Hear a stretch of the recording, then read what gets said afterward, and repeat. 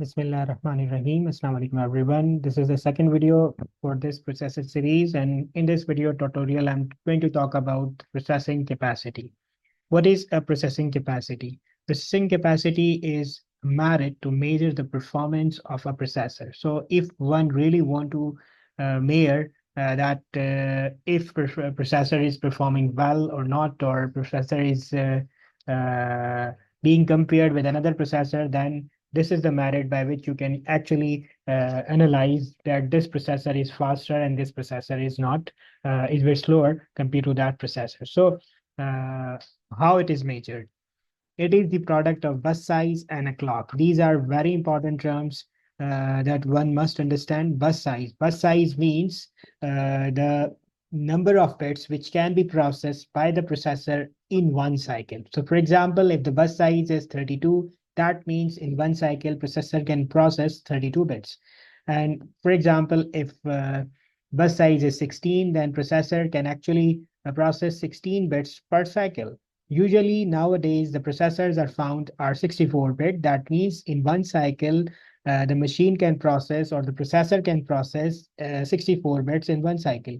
And the second thing which is coming into this picture is basically the clock. The clock refers to the number of cycles are being fed into the processors by the clock generator in 1 second. So for example, your clock is 1 megahertz. That means you have the processors are being fed 1 million clock cycles or 1 million cycles in 1 second.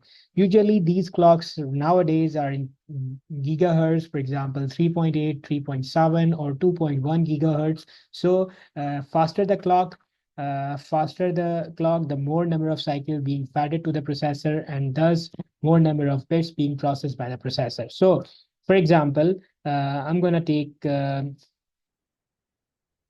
so processing capacity. Processing capacity is the product of the bus size multiplied by the clock.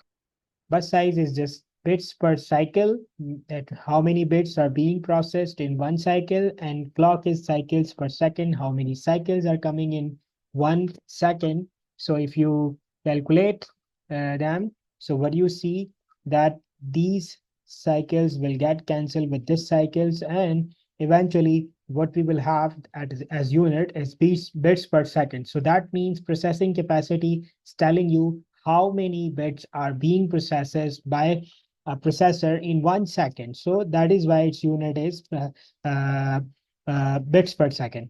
So for example, we have a processor of which is a 64-bit. That means its bus size is 64-bit and it's connected with 2 gigahertz. So that means we can calculate its processing capacity by multiplying them 64 times 2 giga. So it will become 128 giga, and the unit is bits per second. So that means this processor, which is of 64-bit and is connected with 2 gigahertz, can actually process 128 gigabits per second.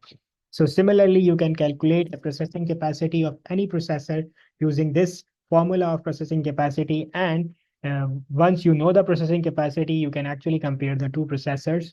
So I hope you have understood the concept of processing capacity and how it is important and why it is relevant. If you have any question, you can post your questions in comment section. Thank you so much for listening.